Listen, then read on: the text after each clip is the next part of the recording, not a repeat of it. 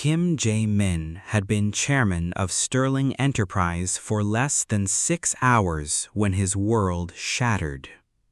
He wasn't in a boardroom, he wasn't surrounded by applause, he wasn't giving orders or signing documents. He was alone, sitting at his father's old mahogany desk when he opened the envelope. Inside was a single photograph. A little girl, 5 years old, brown skin, bright eyes, standing beside a woman he once loved more than life itself. Amara, his ex-wife. Jae-min's breath caught. The child had his face, his eyes, his jawline, his blood. A daughter, a 5-year-old daughter, a child he never met, a child he never held, a child he never even knew existed. And Amara had been raising her alone, raising a child he knew nothing about, raising a child he should have protected, raising a child his own mother forced out of his life. Beneath the photograph was a folded sheet of paper. He opened it. The handwriting was sharp, cold, merciless. She didn't leave on her own. Your mother forced her out. Because she was black. Because she wouldn't fit in the boardroom. Because she wouldn't fit in at gala nights. Because she wasn't one of us. Jae-min's hand trembled. His chest tightened. His entire body went numb. He whispered into the empty room, "I have a daughter, and I never knew." The empire he inherited suddenly felt meaningless. He locked the office door. He sat at the desk where his father built Sterling Enterprise, where billion-dollar deals were signed, where futures were shaped.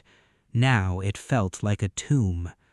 He stared at the photograph again, the little girl's smile, her posture, her innocence. His daughter. He pressed the photo to his forehead and whispered, "I should have been there." He tore open the hidden archive behind the bookshelf, his father's private vault.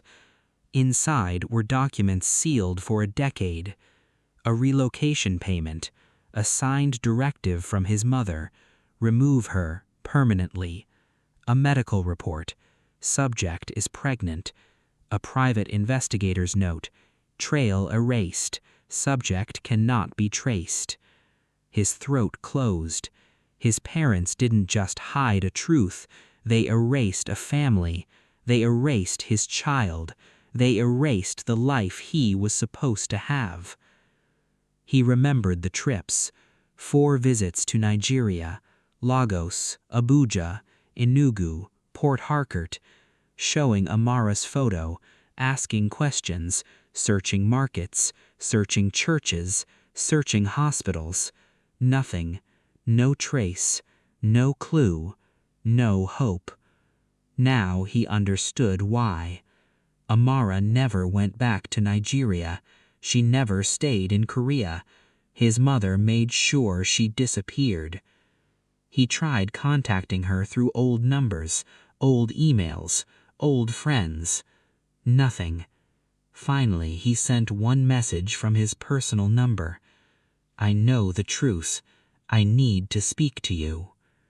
Minutes passed. Then his phone buzzed. "Tomorrow, 10 a.m., laundry shop, 15 minutes.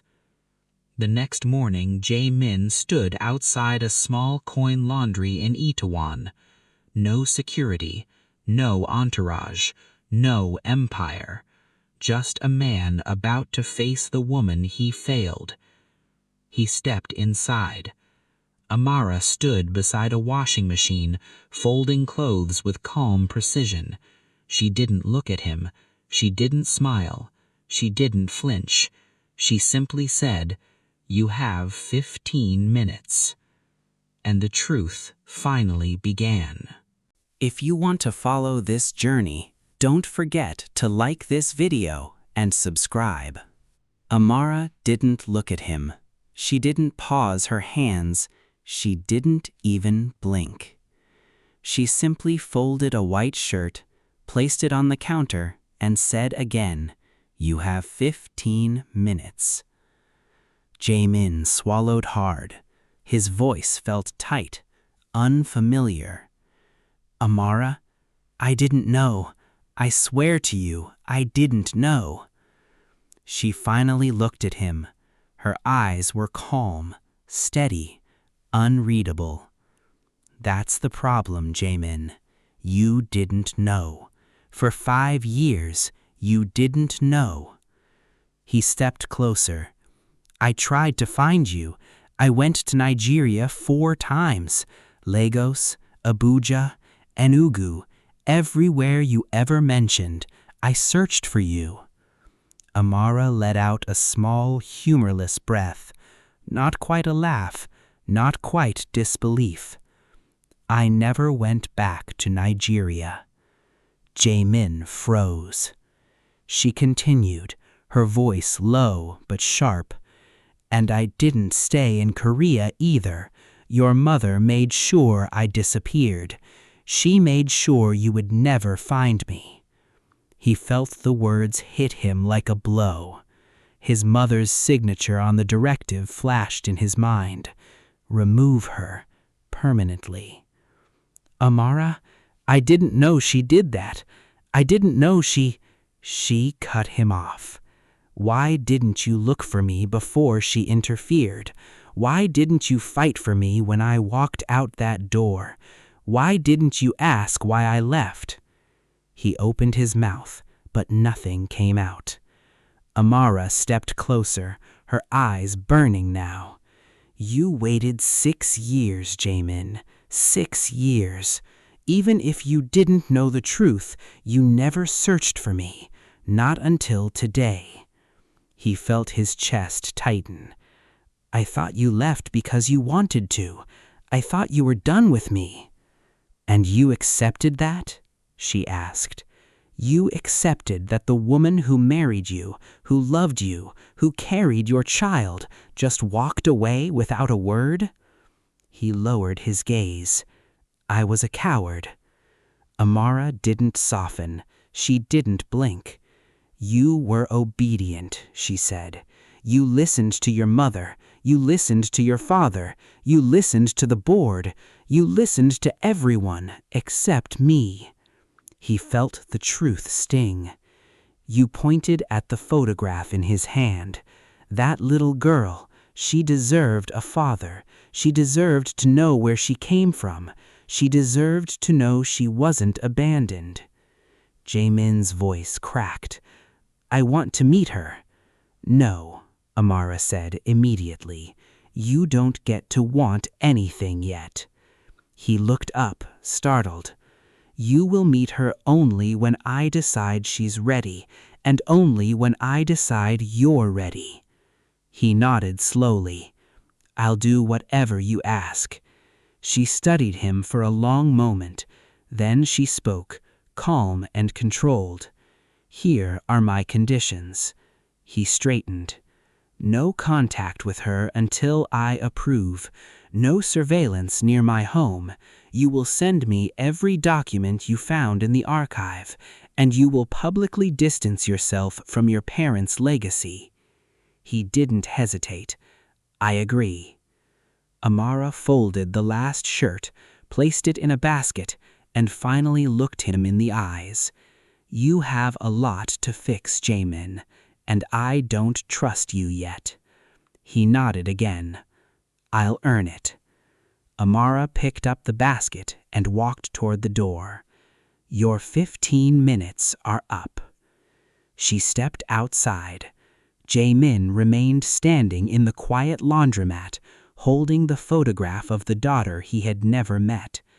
And for the first time in his life, he felt truly alone. If this story is pulling you in, hit the like button and subscribe so you don't miss what's come next. Amara returned home with the laundry basket in her hands and a storm behind her eyes. She placed the basket on the table and sat down slowly, breathing deeply, preparing herself for the conversation she had avoided for 5 years.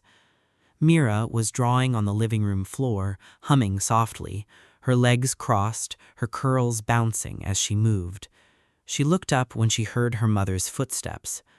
"Mommy?" she asked. "You look tired." Amara knelt beside her and brushed a curl from her forehead. "Baby, we need to talk." Mira's humming stopped. She sat up straighter, sensing the weight in her mother's voice. Amara swallowed. "It's about your father." Mira blinked. "My father is dead." Amara shook her head gently. "No, sweetheart, he's alive." Mira's eyes widened, confusion spreading across her face. "Alive?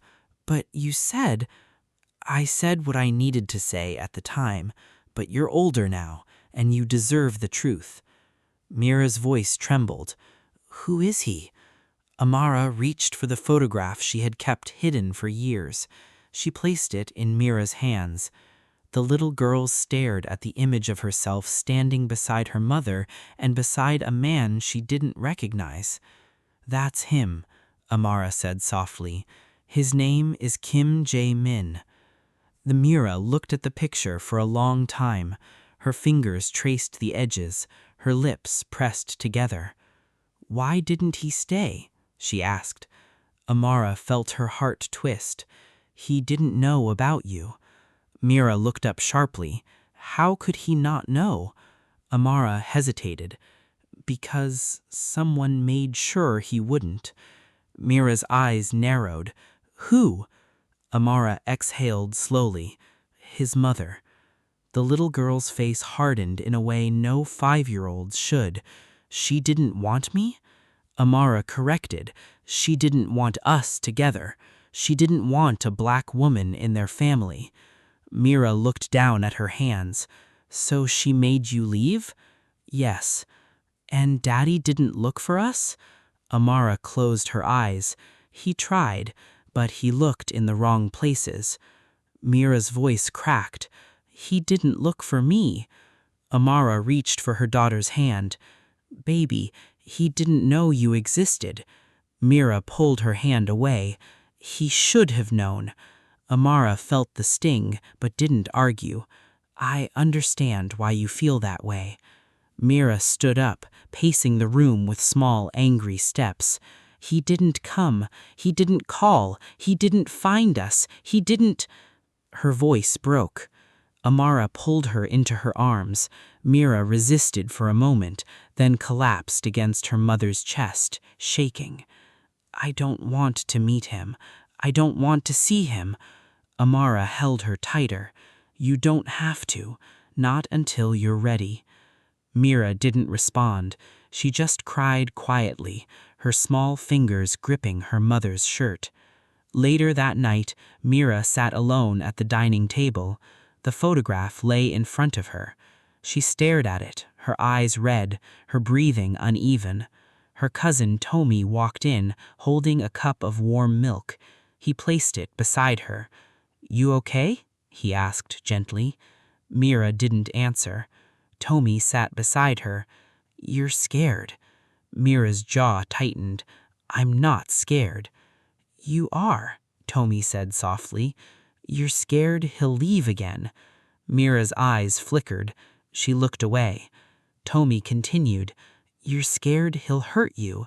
You're scared he won't like you. You're scared he'll choose his mother again."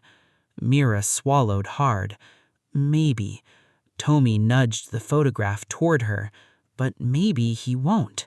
Mira stared at the picture again, her own face, her mother's face, and the man who should have been there. She whispered, "I want to see the papers." Tommy blinked. "What papers?" "The ones Mommy found, the ones Daddy found. I want to see everything." Amara hesitated when Mira asked, but eventually she placed the documents on the table. Mira read each one slowly, her small fingers tracing the words she didn't fully understand but emotionally recognized. She read the directive. She read the investigator's note. She read the relocation order. She read the medical report. When she finished, she sat silently for a long time. Finally, she whispered, "He didn't know." Amara nodded. Mira looked up, her eyes steady now. "I'll meet him." Amara's breath caught. "Are you sure?" "Just once. I want to see him. I want to know if he's real." She picked up the photograph again. "And I want to know if he wants me." Jae-min arrived early. He stood alone in the quiet park in Itaewon, hands in his pockets, heart pounding harder than any boardroom speech he had ever given. He didn't bring security, he didn't bring assistance, he didn't bring the weight of sterling enterprise.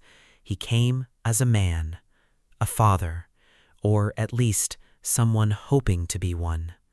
He kept checking his watch, even though he knew it wouldn't make time move faster. Every passing second felt heavier, like the world was holding its breath. Then he saw them. Amara walking slowly down the path, her hand resting gently on the shoulder of a small girl. Mira walked beside her, quiet, cautious, her eyes scanning the park with a seriousness no child her age should have. Jae-min's breath caught. She was even more beautiful in person, even more familiar, even more his. He stepped forward, then stopped himself, afraid of moving too fast. Mira looked at him, not with fear, not with excitement, but with a guarded curiosity, like she was studying a stranger she wasn't sure she wanted to know.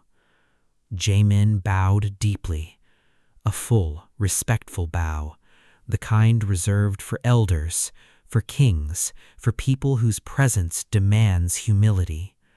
Mira blinked, surprised. Then she bowed back, small, hesitant, but real. Amara stepped aside, letting Mira stand in front of him. The little girl spoke first. "Are you really my father?" Her voice was soft but steady. Jae-min swallowed. "Yes, I am." Mira studied his face, her eyes moving slowly from his eyes to his jawline, then to the photograph she held in her hand. She compared the two silently. "You look like me," she said. Jae-min felt his chest tighten. "I do." Mira looked down at her shoes. "Why didn't you find us?" He felt the question hit him like a blade. "I tried," he said quietly. "I went to Nigeria 4 times. I searched everywhere I thought you might be, but I didn't know your grandmother made sure I couldn't find you." Mira didn't look up. "You should have known." "I know," he whispered, "and I'm sorry." She finally raised her eyes. "Do you still listen to your mother?" "No," he said immediately. "Not anymore." Mira's gaze sharpened. "Are you dangerous?" Jae-min shook his head. "No, I would never hurt you." She stared at him for a long moment, her small hands tightening around the photograph. Then she said, "You can come to my school recital." Jae-min's eyes widened. "I can?" "Yes," Mira said, "but sit in the back. I don't want people asking questions." He nodded quickly. "I'll sit anywhere you want." Mira looked at him again, her expression softer now, though still cautious. "You can walk with us," she said. Jae-min felt something warm bloom in his chest. "I'd like that." They walked together through the park, not talking much, not touching, just walking.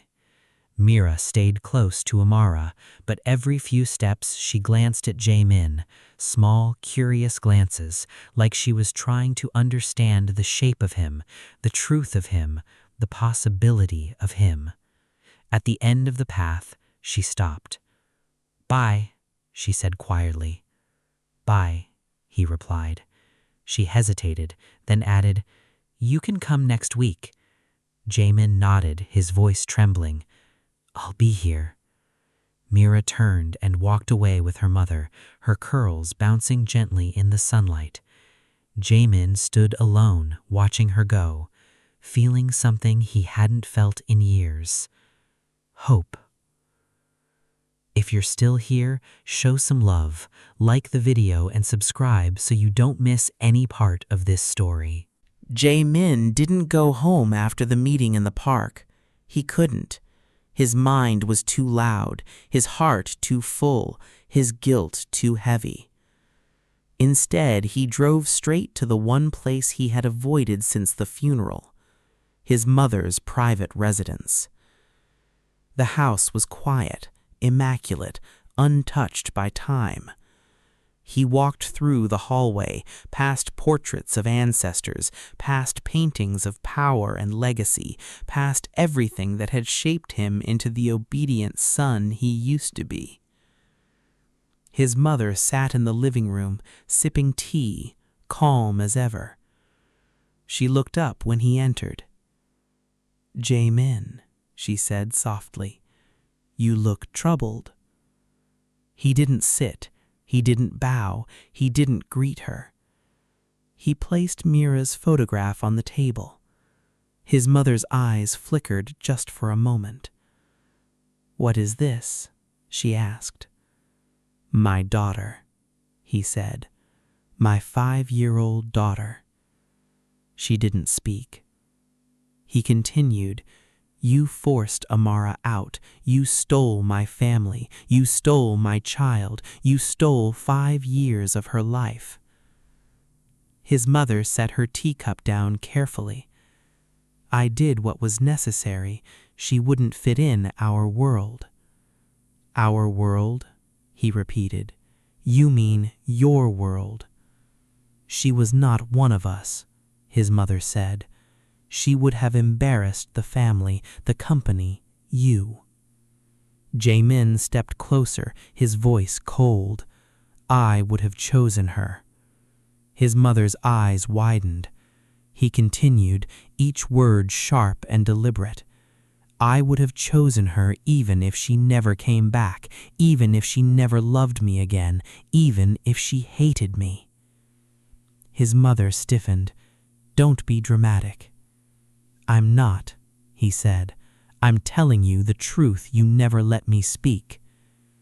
She looked away, but he didn't stop. "The company you love so much, my black daughter will inherit it." Her breath caught. She stared at him, stunned. "You're joking," she whispered. "No," he said. "I'm going to bring them back, and you will accept it." She shook her head. "You can't." "There is no second option," he said, cutting her off.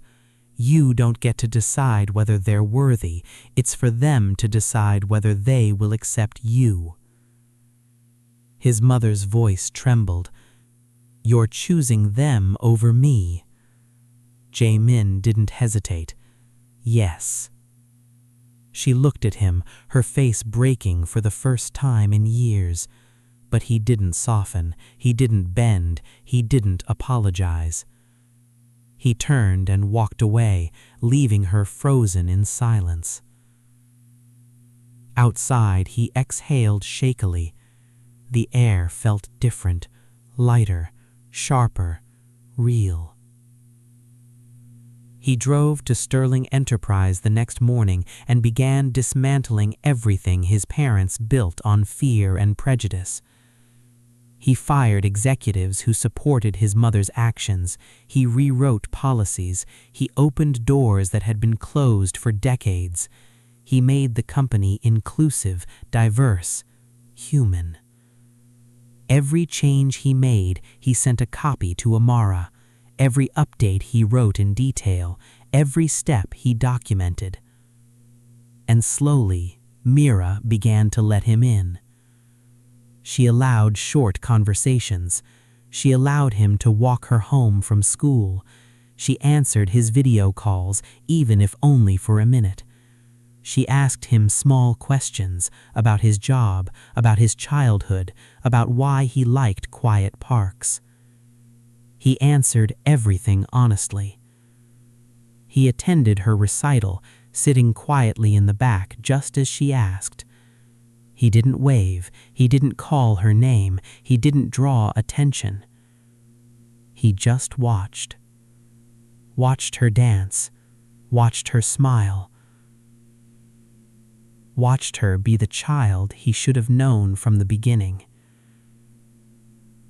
And for the first time, he felt like he was becoming something he had never been allowed to be. A father.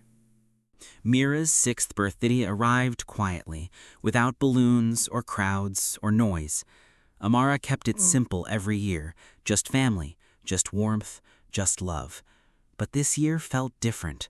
This year felt heavier. This year felt like a door was opening, even if only a little. Mira sat at the table, wearing a small yellow dress, her curls tied with a ribbon. She looked older somehow, more thoughtful, more aware of the world around her. Amara watched her from the kitchen, wondering how much a child's heart could hold before it overflowed. Her phone buzzed. A message from Jae-min. "Tell her happy birthday, and if she wants anything, I'll get it. Anything." Amara didn't reply immediately. She walked to Mira and knelt beside her. "Baby, would you like him to come?" Mira didn't answer at first. She stared at her hands, twisting her fingers together. Then she whispered, "Will he sit at the head of the table?" Amara blinked. "If you want him to." Mira nodded once. "Okay, he can come." Amara sent the message. He arrived 30 minutes later. No suit, no luxury car, no assistance. Just him holding a small gift bag like he wasn't sure if he was allowed to carry it. When Mira saw him at the door, she didn't run to him. She didn't smile. She didn't hide. She just looked at him, steady and quiet, like she was trying to decide if he belonged in the picture of her life. He bowed. She nodded. Amara guided him inside. The house was small, warm, filled with the smell of jollof rice and roasted chicken. Mira's aunt from Lagos sat at the table, watching him with sharp eyes, measuring him, weighing him, deciding if he was worth the trouble he brought. Jae-min stood awkwardly, unsure where to go. Mira pointed at the head of the table. "Sit there." He obeyed immediately. She sat beside him, close enough to feel his presence, far enough to escape if she needed to. Amara served the food. The aunt watched him like a hawk. Mira stared at her plate. He cleared his throat softly. "Happy birthday, Mira." She didn't look up. "Thank you." He placed the gift bag in front of her. "I didn't know what you liked, so I asked someone your age at the store." She opened it slowly. Inside was a small music box shaped like a star. When she turned the key, it played a soft melody, gentle and bright. Mira's eyes widened. She touched the star carefully, like it might disappear if she pressed too hard. "It's pretty," she whispered. "I'm glad you like it." Dinner was quiet, awkward, tender, strange, new. Halfway through the meal, Mira finally looked at him. "Do you want to come again?" He froze. "If you want me to." Mira nodded. "Maybe. Not every day, but sometimes." He swallowed, his voice trembling. "Sometimes is enough." After dinner, Mira stood in front of him holding the music box. "Are you going to leave again?" He shook his head. "No, never again." She studied his face, searching for lies, searching for cracks, searching for anything that might betray him. She found none.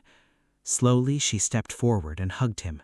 A small hug, a cautious hug, a fragile hug, but a real one. His eyes burned as he wrapped his arms around her gently, careful not to hold too tightly, careful not to break the moment. Amara watched from the doorway, her chest tight, her eyes soft. The aunt looked away, pretending not to smile. When Mira pulled back, she whispered, "Good night, Daddy." The word hit him like sunlight. He exhaled shakily. Good night, Mira.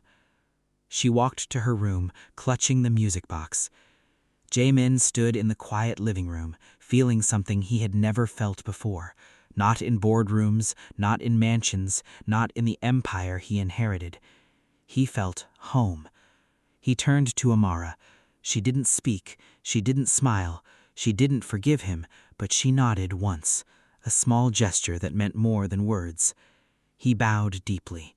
Then he stepped outside into the cool night air, knowing that everything he had lost was slowly, carefully, quietly finding its way back to him. One dinner, one honest answer, one Saturday at a time. If this story touched you, like the video and subscribe for more Afro-Korean drama stories.